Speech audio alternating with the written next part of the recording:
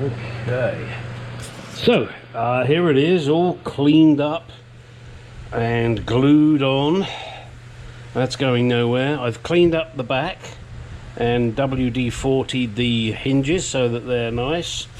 I might give the back here a bit of a wipe with some cellulose thinners just to make sure it's nice and clean.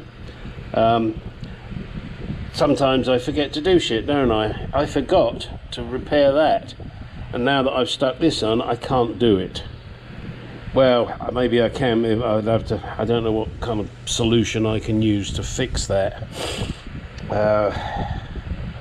because I can't have it raised higher than this for the clip. I'll probably just forget it because everything else will be held in place. Anyway, the wood has one favour. Why? My wife wants it. So that's how that's going to be. But Houston, of course, we have a problem, Houston. And what is that problem? Let's grab a gauge. And, yeah, there we go. You see, that's the problem. I won't go through the hole. Why? Well, because this has all been lacquered. There's all lacquer on the inside of these holes, so I'm going to have to clean that out, clean that there. I might give this another polish up before I fit it. And the reasoning behind doing it, apart from the fact I like the look of it, and I believe it will match up perfectly okay with my other items, is that if I get it in the car and I cannot stand it for whatever reason, I just have to take the gauges out in this switch and I can pull the whole damn thing off. Simple as that, really. So it's not like it's a permanent fixture, but it might be a permanent fixture. We will have to see. Now, let's me get this together. I'm not sure how this is. I know this is as smooth as a young girl's bottom. Yes, I think we'll forget the baby bottom bit. We're going to go for young girls' bottoms. But at least that way I'm just a dirty old man, not a real pervert, because, you know, I could say young boys' bottoms, but I don't. Ugh, sorry.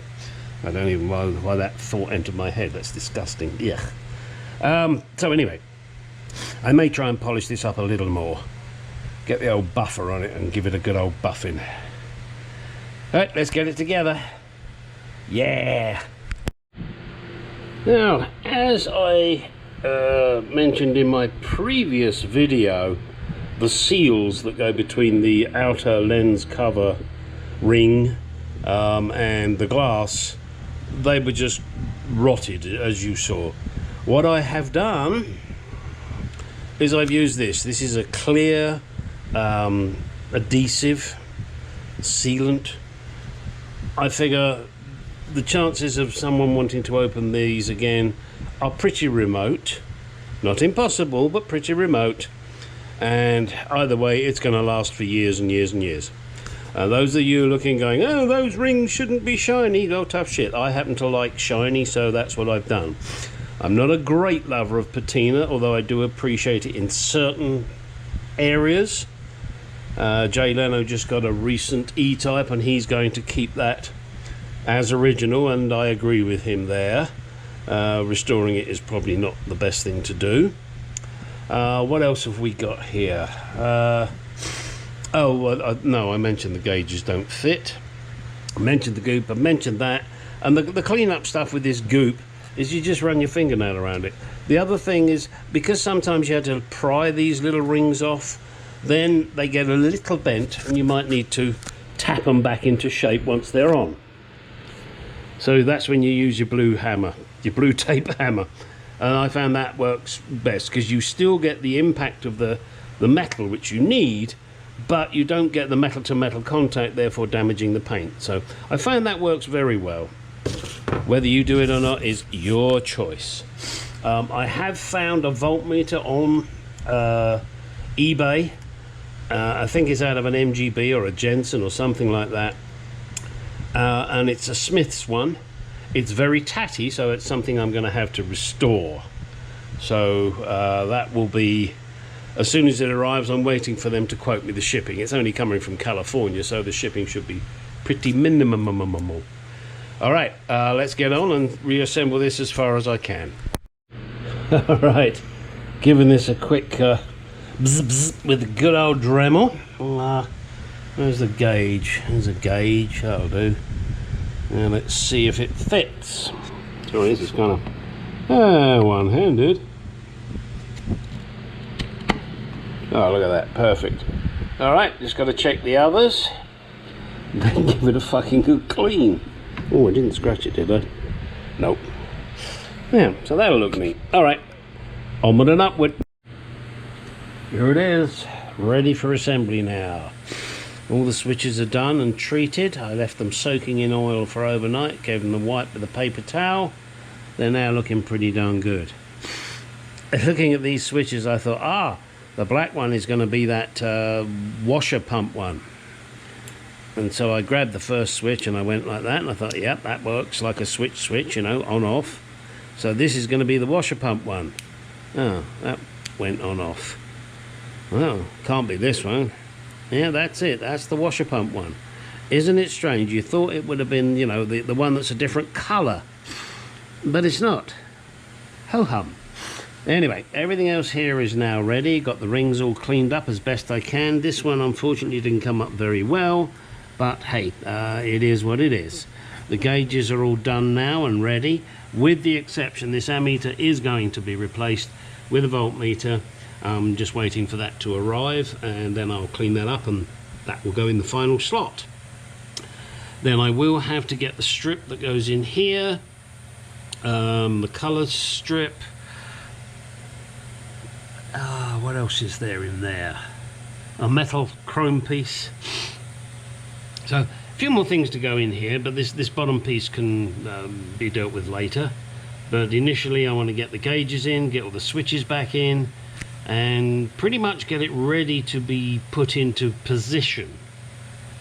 Yes, in position. All right, let's get on with it. All right, we're going to do this in stages, and maybe that's just a way of extending the video, I don't know. This again is the ammeter. Anybody needs one, let me know. We'll come to a sensible agreement.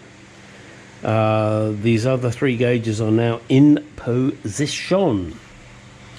There she is, looking fucking beautiful.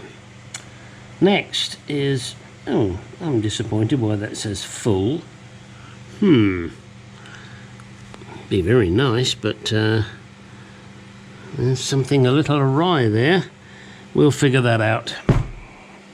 Maybe I need to take the gauge apart and have a look and see if something's got stuck.